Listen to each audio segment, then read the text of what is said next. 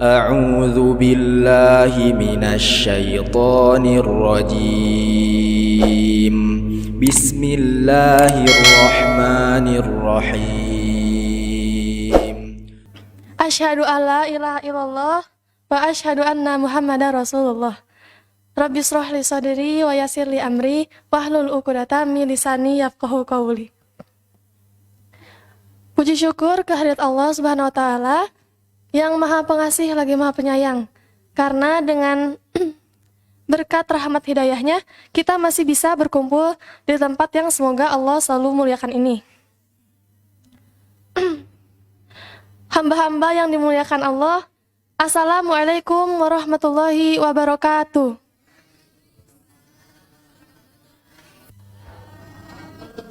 Alhamdulillah, Masya Allah. Apa kabar semuanya?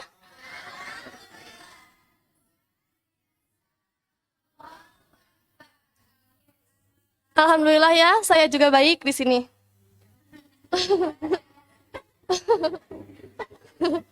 Nah, kultum kali ini judulnya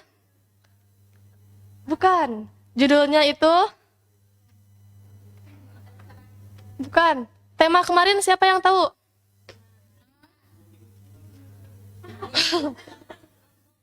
Mengukir kisah berjuang bersama. Nah, ini tuh cepet banget ya move on-nya, Masya Allah. Ayo kita flashback lagi. Nah ya, jadi sekali itu kultumnya judulnya Mengukir Kisah Berjuang Bersama. Nah, diawali dengan pertanyaan ya. Menurut teman-teman, gimana posisinya ketika ada seorang anak yang baru lulus SD gitu? Tapi karena dia semangat, pede gitu ya, dia tuh pengen langsung masuk ke universitas. Universitasnya Indonesia yang paling ngetop gitu ya, dengan jurusan yang gak main-main, psikolog misalkan. Masya Allah ya. Menurut kalian gimana? Mungkin gak? Atau kejauhan gak? Kalau secara logis ya pasti kejauhan ya, gak mungkin gitu. Kenapa? Ya karena gak memenuhi kriteria sebagai seorang mahasiswa gitu ya. Memang ya, gak ada yang gak mungkin gitu ya. Tapi ya ini mah gak mungkin. Nah, ya mungkin. Maaf, afwan. Nah, tapi gak sedikit juga hal-hal yang hal-hal yang kadang kita itu anggap sama gitu ya, tapi ternyata berbeda. Contohnya, akhwat. Seorang akhwat yang sekolah tinggi sama yang enggak, beda enggak? Sama enggak? Ya mungkin ada yang anggap sama ya, ujung-ujungnya ke dapur. Tapi mungkin bedanya, kalau yang sekolah dia bisa punya dapur bintang 5 gitu ya. Kalau yang sekolahnya biasa aja, atau kalau yang nggak perlu sekolah lah, ada ujungnya juga dapur. Mungkin dapurnya juga ya dapur seadanya gitu ya. Terus yang kemarin baru rihlah nih jalan-jalan, yang lihat air terjun gitu ya, sama kita yang nggak lihat, kita mah cuma lihat keran beneran ya. Coba air terjun sama keran sama nggak?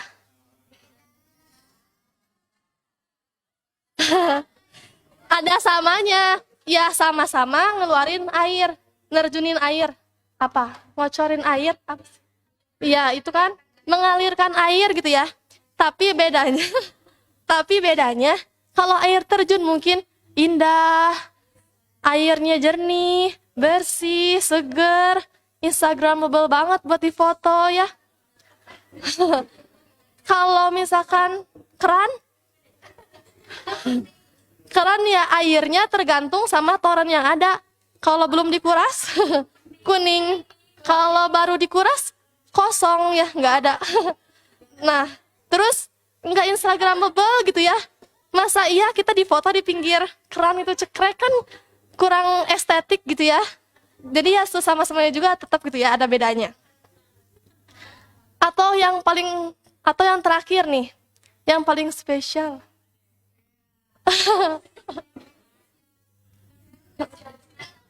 Yang misalkan, terus yang gardening ya. Menurut teman-teman sama nggak sih? yang sekolah sama yang enggak? Ya, ada samanya sih ya, sama-sama ngurusin lahan. Tapi mungkin kalau yang sekolah, dia itu lahannya bisa lebih luas gitu ya.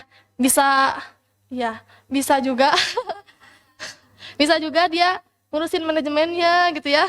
Pokoknya banyak lah ya. Iya, bisa jadi petani yang berdasi gitu ya, bukan cuma yang nyangkul doang gitu. Nah, nah ya sebenarnya ini tuh adalah salah satu hal yang kemarin sempat mengganggu aku gitu ya, mengenai sebuah perbedaan. Ya mungkin kelihatannya sama, ya mungkin kita emang sama gitu ya. Kita di sini sama-sama berjuang, kita di sini sama-sama dibimbing sama Allah gitu ya, nggak ada yang nggak mungkin gitu. Tapi mungkin ya kita ada bedanya. Mungkin kita beda kemampuannya, kita beda awal startnya gitu ya. Ya, itu yang kemarin mungkin rada ngeganggu gitu ya. Nah, tapi Masya Allah, qadarullah, ketika perasaan itu datang gitu ya, bukan futur, tapi insecure. Insecure. Nah, ya. Tapi ya itu Masya Allah banget, qadarullah, Allah sendiri yang jadi mood boosternya gitu. Pertama, Allah deketin aku sama orang-orang ya yang bisa ngasih semangat lagi gitu ya. Terus juga aku tuh sering banget ngedenger kultum antum semua tentang hidayah. Nah, kenapa? Ya karena mungkin kemarin sempat gak pede ya, sempat insecure gitu. Bahasa kerennya, atau mungkin bahasa lainnya kurang bersyukur gitu. Maksudnya gimana? Ya perasaannya mirip lah sedikit-sedikitnya kayak anak SD tadi. Berasa belum bisa apa-apa, maksudnya cuman modal bismillah doang, cuman modal hijrah doang, yakin udah gitu ya, masuk ke tempat yang Masya Allah jauh banget dari kehidupan yang dulu gitu. Ya akhirnya mungkin ada rasa insecure itu. Insecure? Ya. Nah, terus ya dengan ngedengar kata hidayah itu, mungkin Allah ketuk lagi hatinya ya. Allah ingetin lagi bahwa kamu gak perlu insecure. Iya. Kamu harusnya bersyukur gitu, karena walaupun kamu gak punya apa-apa, tapi kamu seenggaknya bisa di sini gitu loh. Alhamdulillah. Nah, iya. Allah itu benar-benar menunjukkan kemahakuasaannya. Kalau ternyata cerita anak SD tadi beda gitu ya sama cerita aku. Kalau cerita anak SD tadi ya mungkin logika yang bisa ngatur langkahnya dia. Kalau dia tuh nggak akan mungkin bisa jadi mahasiswa. Tapi kalau aku, ya mungkin Allah langsung yang bimbing gitu. Sampai aku ternyata udah sejauh ini. Teman-teman, boleh curhat? Curhat ya. Jadi nih ya, dulu itu TK, SD, SMP, SMA itu aku negeri gitu ya, umum. Enggak PAUD. Enggak, TK belum ada yang negeri ya, TK swasta semua. Nah, terus ya mungkin terakhir ngaji ketika waktu SD atau ketika ada sanlat. Tahu sanlat? Ketika ada pesantren kilat gitu ya di sekolah-sekolah. Iya, ketika Ramadan tiba. Nah, sampai akhirnya aku masuk ke SMA gitu. Aku itu masuk SMA yang ternyata ada asramanya. Dan di asrama itu ada kayak pengajian pagi sore gitu ya. Awalnya aku nggak mau masuk ke situ karena udah nyaman dengan dunia aku yang seru banget gitu ya.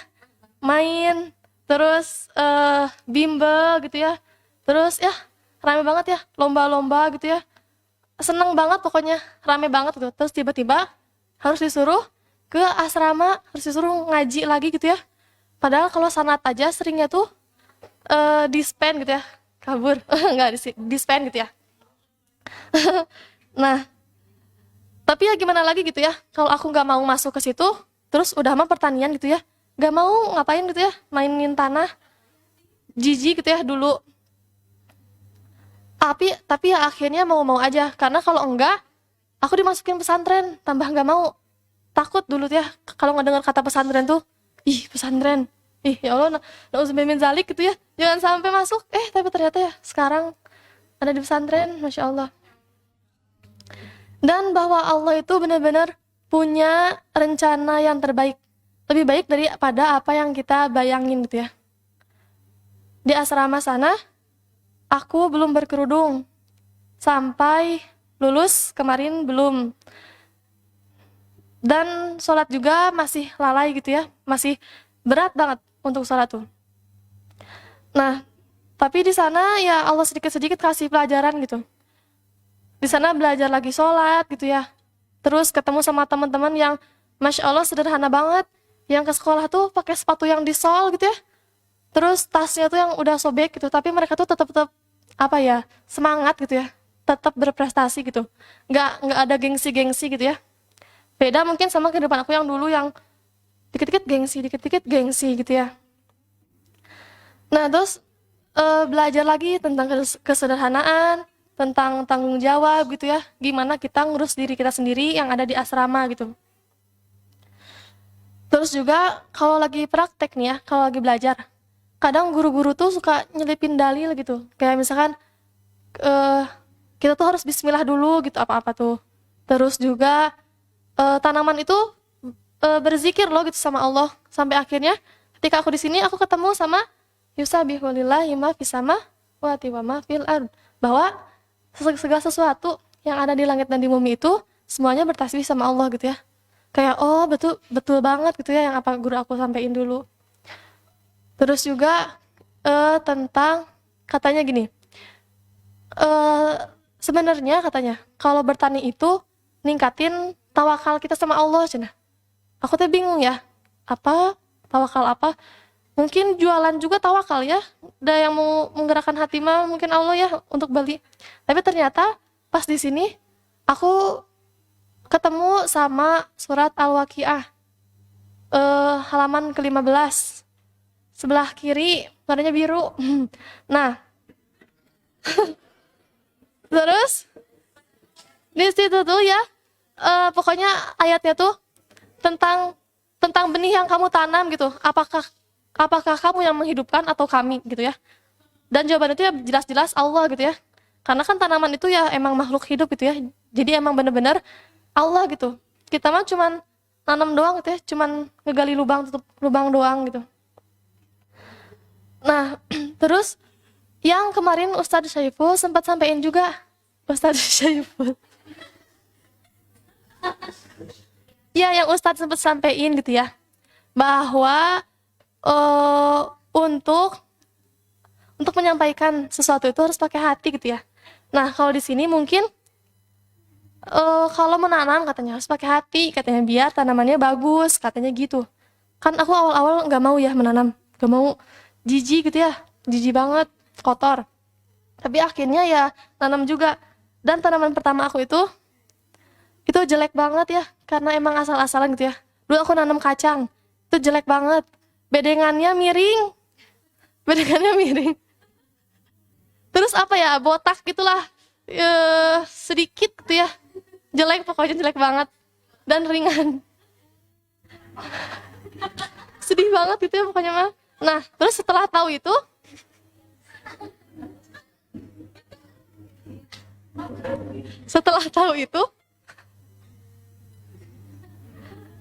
aku nanam lagi tanaman yang kedua, jagung.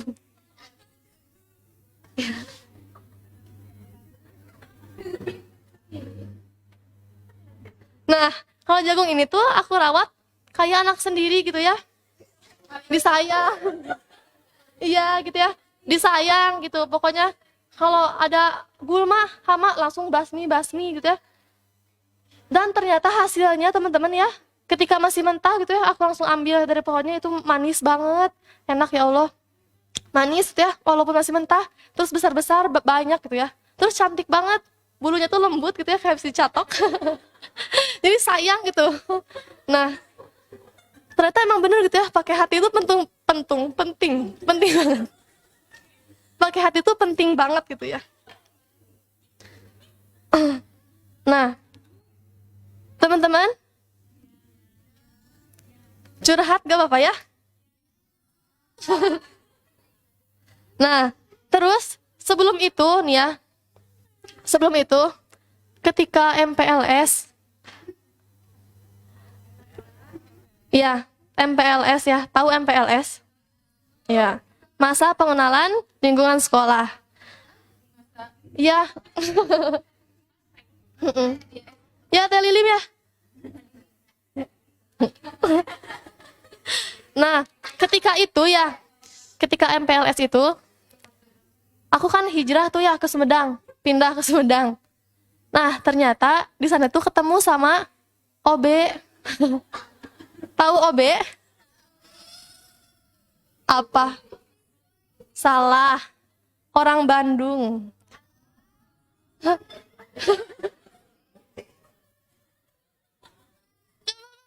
Anti mainstream. Nah, ketemu sama orang Bandung gitu ya. Nah, aku tuh di situ berteman lah ya sama dia. Baik gitu ya orangnya tuh. Baik, kalem gitu ya. Terus soleh gitu. Enggak pakai ami. Nah, terus baik gitu ya, pokoknya suka duha, suka adzan gitu ya. Terus teh ya, pokoknya kehadirannya menemani masa SMA aku. Enggak, dulu ya, zaman jahiliyah gitu. Dulu enggak bercanda dulu. Nah, terus enggak ya, kan namanya juga ya hijrah gitu ya. Itu mah zaman jahiliyah. Terus sekedar info aja tentang kisah kasih di sekolah buat yang dulunya pesantren. Nah, SMA tuh kadang ada gininya. Terus ya, nah berlanjutlah ke kelas 12. Kelas di mana lagi ambis-ambisnya mau masuk ke PTN. Pokoknya aku mau masuk PTN gitu ya. Keluarga juga udah ngedukung banget gitu ya, udah pro banget. Selalu bolak-balik BK gitu ya. Aku juga bimbel apa segala macem gitu ya. Emang bener-bener berjuang banget lah ya buat PTN itu. Nah, tapi tiba-tiba dari situ mungkin ya awalnya Allah mulai kasih yang namanya hidayah. Bukan tiba-tiba ya, ketika PKL, aku ditempatin di tempatnya Salafi, yang Masya Allah banget gitu ya, ketika ketemu mereka tuh cadaran gitu ya, kerudungnya panjang, anak kecil yang lari-lari tuh sambil murojaah gitu ya, Masya Allah banget.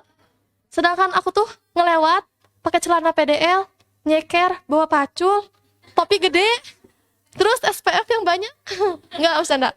Nah, sedangkan aku kayak gitu ya, dan mulai malu lah ya, maksudnya kayak, ih malu ya aku gini gitu ya, ih itu mah Masya Allah gitu ya, tertutup, terjaga gitu ya. Nah terus udah gitu,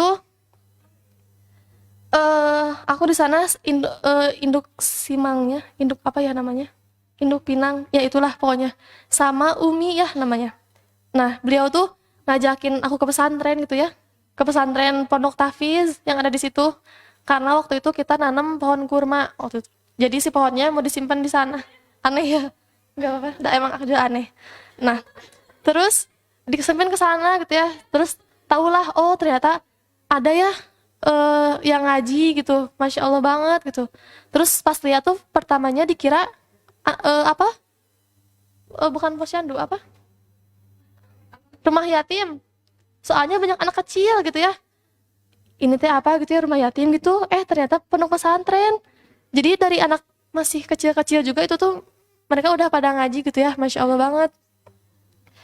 Nah akhirnya gitu ya, setelah selesai semuanya, dengan cerita yang masih panjang gitu ya, start dimulai, I'm ready to hijrah. Nah itu ketika graduation ya, ketika kelulusan tahun 2019. Kelulusan. Nah, 2019 ya kelulusan. Aku mulai dengan hijrah cinta. Karena ya tadi ya, jatuh cinta itu harus siap patah hati. Mengukir kisah, kalau kisahnya salah ya harus siap menghapusnya gitu ya.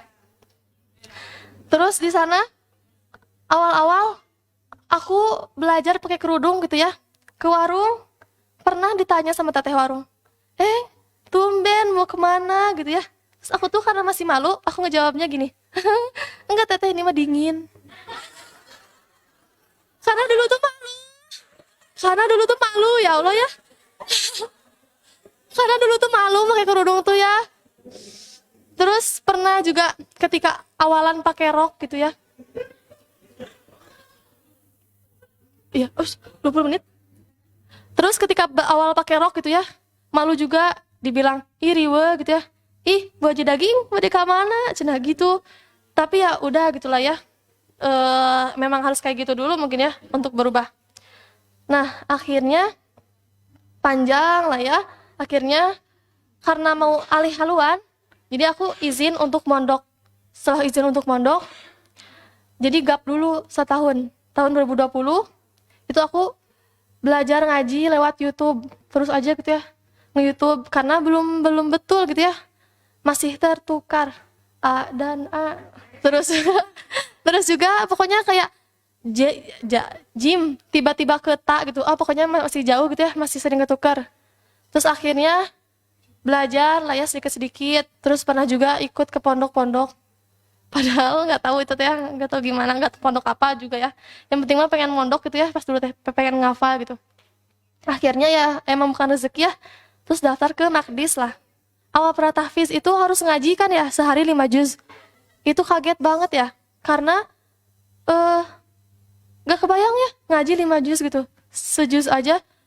Capek banget gitu ya. Di sini pernah tahfiz ngaji 5 juz, bibir pecah-pecah, berdarah-darah gitu ya. Tapi ternyata ya alhamdulillah gitu ya, meskipun masih banyak hutang gitu ya, yang harusnya 5, ini 3, 4 gitu ya. Tapi alhamdulillah bisa juga gitu ya di ujungnya. Dan alhamdulillah banget di sini tuh bareng sama teman-teman yang sama-sama kita hijrah gitu ya. Di sini awal ke sini habis talaki sama Ustadz Gozwan, talaki lagi sama Ustazah, sama Teh Nabila, belum lagi sama teteh-teteh yang ada di asrama gitu ya, ngajarin lagi talaki gitu.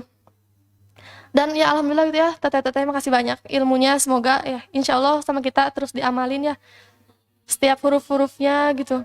Masya Allah banget. Nah terus udah aja ya, udah kayak gitu.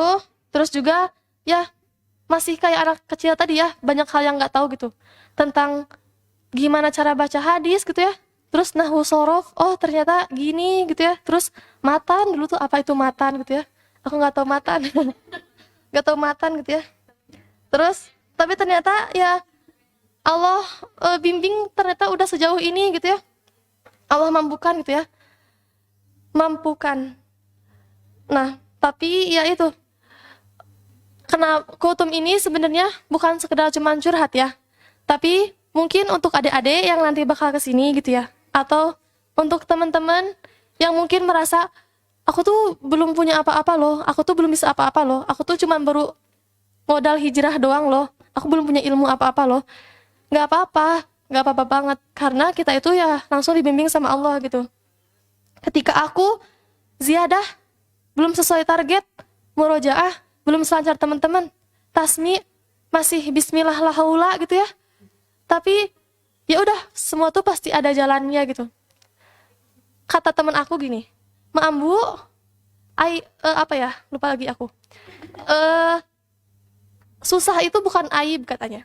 "Lambat itu bukan sebuah kesalahan, selagi kita masih mau berusaha gitu ya. Karena mungkin ini adalah proses dari start yang baru aku mulai." Bener banget bahwa kita tuh emang gak bisa merubah Al-Quran, tapi Al-Quran itu benar-benar bisa merubah hidup kita.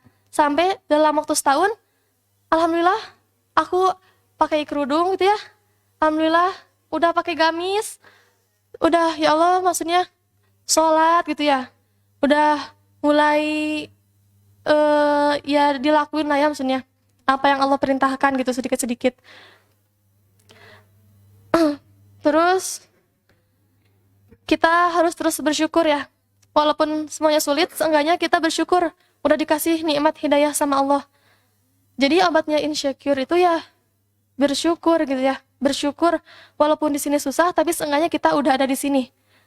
Dengan susah pun kita ada di sini, itu udah luar biasa banget gitu. apalagi kalau masih terus bertahan. Itu luar biasanya plus-plus. Bersyukur karena di balik kesulitan itu pasti ada kemudahan gitu ya. Bersyukur atas hidayah yang Allah kasih, atas kejutannya yang luar biasa gitu. Dan bersyukur karena di sini kita bisa berjuang bersama menjadi sahabat Al-Quran. Ternyata ya emang gini ya, sifatnya dunia itu ujian, sifatnya bersusah payah. Kalau dapat kebahagiaan itu, kata Tila, cuman bonus. Karena mungkin dulu kenapa aku gak mau pesantren, gak mau ngaji gitu ya, karena mungkin aku tuh terlalu bahagia dengan dunia aku ya, yang main, yang belajar gitu ya, yang mau masuk SMA favorit gitu ya. Padahal ya kebahagiaan itu bukan untuk dicari gitu ya, karena itu cuman bonus doang dari Allah. Nah, teman-teman, mungkin cukup sekian ya. Pokoknya adik-adik kalau mau ke sini, ayo masuk. Ayo gitu ya, di sini kita berjuang bersama, mungkin kisah juga bersama gitu ya. Makasih banyak untuk semuanya. Makasih udah mengukir kisah berjuang bersama. Semoga Allah reunikan kita di surganya.